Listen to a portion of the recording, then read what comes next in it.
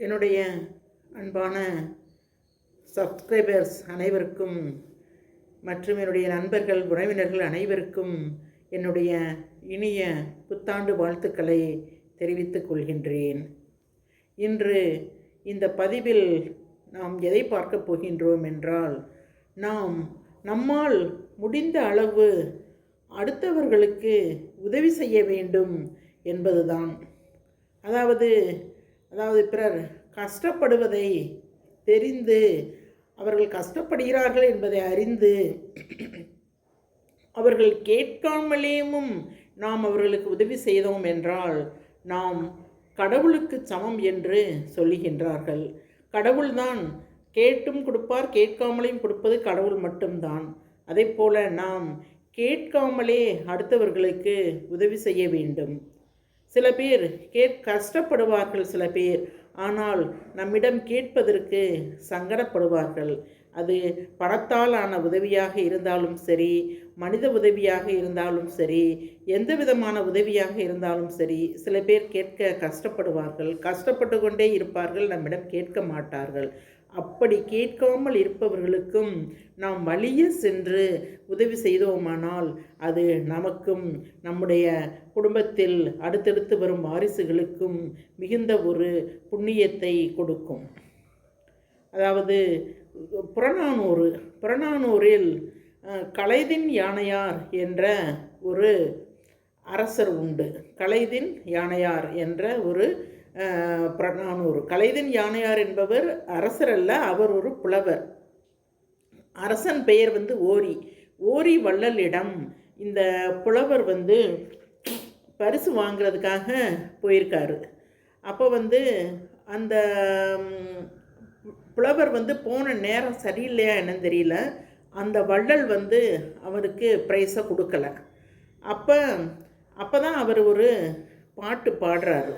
என்ன பாட்டு அப்படின்னா, அந்த புலவர் ஓரி வள்ளலை புகழ்ந்து ஒரு பாடல் பாடுறாரு. அந்த பாடல் புறநானூறு பாடல் 204 ஆகும். ஈயென இரத்தல் இழிந்தென்று அதன் எதிர் ஈயேன் என்றல் அதனினும் எழுந்தென்று கொள் என கொடுத்தல் உயர்ந்தென்று அதனெதிர் கொள்ளேன் என்றல் அதனினும் உயர்ந்தென்று. அதாவது ஒருவரிடம் சென்று நாம் ஈ என்று கேட்பது மிகவும் ஒரு இழிவான செயலாகும். ஆனால் அப்படி கேட்பவருக்கு கொடுக்காமல் நான் ஈயேன் என்று வெறுப்போம் இல்லையா, ஈயேன் என்று நாம் மறுப்பது அதைவிட ஒரு இழிவான செயலாகும். அதை போல கொள் என கொடுத்தல், ஒருவர் கஷ்டப்படுகிறார் என்று தெரிந்து அவர் கேட்காமலேயும் நாம் கொள் என கொடுத்தல் மிகவும் உயர்ந்த செயலாகும். அதைவிட உயர்ந்தது கொள்ளேன் என்று, வாங்க மாட்டேன் என்று அவர் மறுப்பது அதைவிட உயர்ந்த செயலாகும் என்று புறநானூற்றில் இந்த கலைதின் யானையார் என்ற புலவர் சொல்லியுள்ளார். அவர் இதை எதன் பொருட்டு அவர் பாடிய பாடலே உள்ளது. ஈயென இரத்தல் இழிந்தென்று அதனெதிர் ஈயேன் என்றல் அதனும் இருந்தென்று கொள்ளென கொடுத்தல் உயர்ந்தென்று அதனெதிர் கொள்ளேன் என்றல் அதனும் உயர்ந்தென்று. ஆனால் இந்த பாடலில் உள்ள இன்னும் சில ஒரு 10-15 வரிகள் இந்த பாடலில் உள்ளது. அந்த பாடலின் பொருள் வார்த்தைகள் கடினமாக உள்ளது. அந்த பாடலின் பொருள் என்னவென்றால், ஒரு தெளிந்த நீரோடையில் கடலில் செல்வோர்கள் அந்த நீரை பருக மாட்டார்கள். தெளிந்த நீரோடையில் கடலில் செல்வோர் அந்த நீரை பருக மாட்டார்கள். ஆனால் ஆடு மாடுகளும் காட்டு விலங்கினங்களும் குடித்து சேறுபட்ட தண்ணியாக இருந்தாலும் தாகம் அதிகமாக இருந்தால் மக்கள் அதை நாடி சென்று குடிப்பர். அதைப்போல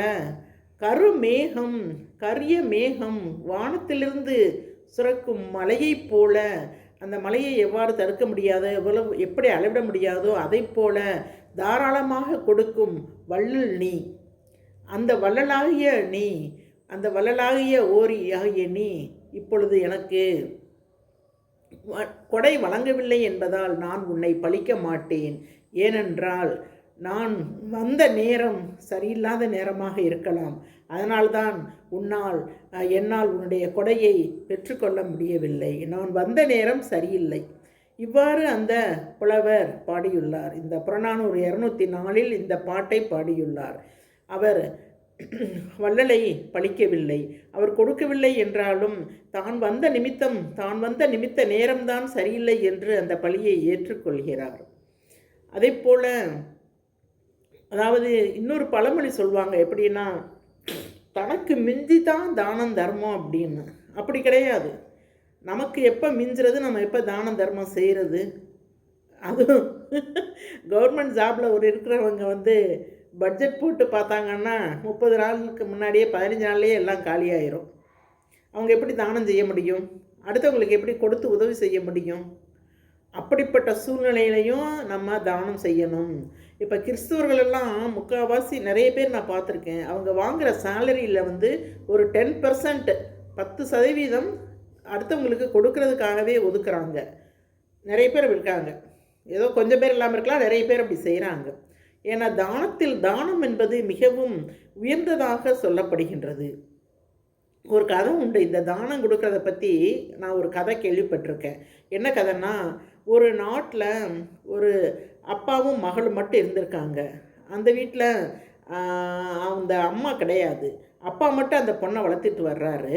அப்போ அந்த பொண்ணுக்கு அந்த பொண்ணு சிவனடியார், சிவபக்தை, சிவன் மேலே ரொம்ப பக்தியாக இருக்கிற பொண்ணு அந்த பொண்ணு.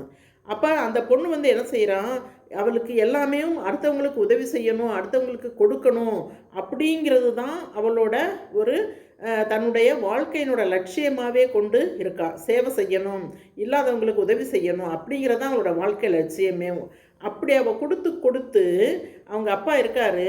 அப்படி அவள் கொடுத்து அவளுடைய சொத்துக்கள் எல்லாம், தகப்பனார் சம்பாதித்த சொத்துக்களை எல்லாமே அவர் இழந்து விட்டாள்.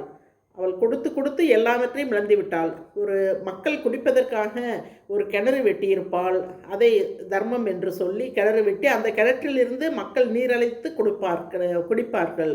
பொது இடங்களில் நீர்நிலைகளை நிறுவுவது, பள்ளி கட்டுவது, பிள்ளைகள் படிப்பதற்காக பள்ளிக்கூடத்தை கட்டுவது, இவ்வாறு யார் கஷ்டம் என்று அவளிடம் கேட்டாலும் அவர்களுக்கு பணத்தை வாரி கொடுப்பது, இவ்வாறாக கொடுத்து கொண்டிருந்திருக்கிறாள். அந்த நேரத்தில் அவள் சொத்துக்கள் முழுவதும் இவ்வாறு கொடுத்து அவள் சொத்துக்கள் முழுவதும் காலியாகிவிட்டது. அவளிடம் கையிருப்பு பணமும் இல்லை. அவளுடைய தகப்பனாரும் இறந்து விட்டார். அடுத்து இவள் தனிமையில் விடப்பட்டாள். அப்பொழுது அவளிடம் தன்னிடம் யாராவது கேட்டால் அவளுக்கு கொடுக்க பணம் இல்லை. இந்த சூழ்நிலையில் அவளால் என்ன செய்வதென்று தெரியாமல் அவள் அடுத்தவர்களிடம் கடன் வாங்கி இவங்களுக்கு கொடுத்துருக்காள். மற்றவங்களுக்கு உதவி செய்வதற்கு அடுத்தவங்ககிட்ட போய் பணத்தை வாங்கி கொடுத்துருக்கான்.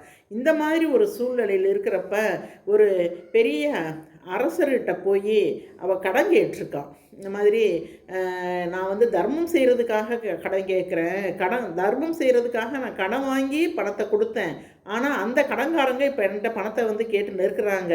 அதனால் எனக்கு பணம் கொடுத்து உதவி செய்யுங்க அப்படின்னு சொல்லி அந்த ஒரு அரசன்கிட்ட போய் இவ போய் கடன் கேட்குறான். இவ போய் கடன் கேட்டால் அந்த அரசன் பணத்தை தரலை. நீ எந்த டாக்குமெண்ட் வச்சுருக்க, சொத்து வச்சுருக்கியா, என்ன பத்திரம் வச்சுருக்க, நீ என்ன வச்சுருக்க, எதை நம்பி உனக்கு நான் பணத்தை கொடுக்க முடியும் அப்படின்னு சொல்லி அவன் கேட்குறான். அவன் கேட்குறப்ப அப்போ இவ சொல்கிறான், என்கிட்ட சொத்தெல்லாம் ஒன்றுமே இல்லை, நான் கட்டிய கோயில் இருக்குது, நான் கட்டிய நீர்நிலைகள் இருக்குது, அது எல்லாமே தான் எனக்கு சொந்தம் அப்படின்னு அவள் சொல்கிறான். கொடுக்கறதுக்காக டாக்குமெண்ட் ஒன்றுமே இல்லை, எல்லாமே அவள் தானமாக கொடுத்துட்டான். அவகிட்ட எதுவுமே அவள் பெயருக்குல அவள் பேர்லேயோ அவங்க அப்பா பேர்லேயோ அவளுக்கு இப்போ எதுவுமே இல்லை. இப்படிங்கிற சூழ்நிலையில், இந்த சூழ்நிலையில் அந்த அரசனுக்கு ஒரு பாடம் கற்பிக்க சிவபெருமானையும் அவள் முன் தோன்றி சிவன் அவனுக்கு ஒரு சரியான பாடத்தை கற்பித்து, இப்படி உன்னிடம் கேட்டவளுக்கு நீ உன் சொத்து முழுவதையும் எழுதி வை, அவள் தான தர்மம் செய்கின்றாள்,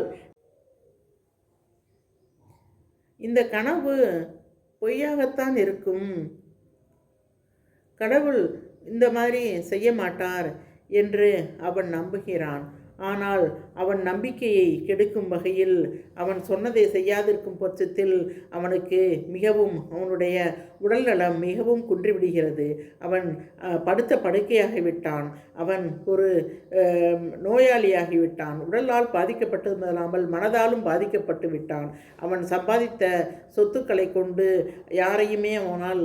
யாருமே அவனை காப்பாற்ற முடியவில்லை. அந்த சொத்து அவனுக்கு பயன்படவே இல்லை. அவன் சீக்கிரம் உயிர் போய்விடும் என்ற நிலைமை அவனுக்கு வந்துவிட்டது.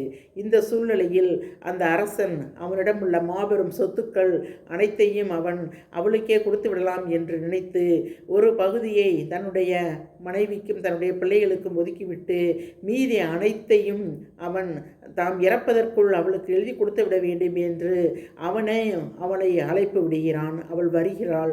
வந்தவுடனே அவரிடம் இவ்வாறு அவள் சொல்லி அந்த பணம் சொத்து முழுவதையும் அவளுக்கே கொடுத்து விடுகிறான்.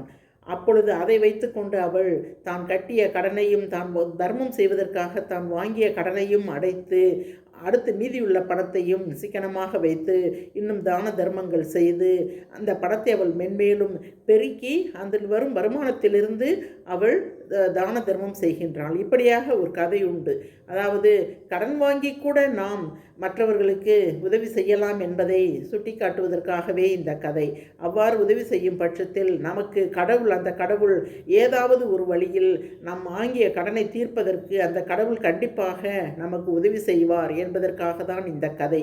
ஆகவே நாம் அனைவரும் நம்மால் முடிந்த அளவு தனக்கு போகத்தான் தான தர்மம் என்று இல்லாமல் நாம் நன்றாக இருக்கும் பொழுதே, நாம் சம்பாதிக்கும் பொழுதே, நாம் உயிருடன் இருக்கும் பொழுதே நம்மால் முடிந்த அளவு கண்டிப்பாக அடுத்தவர்களுக்கு உதவி செய்ய வேண்டும்.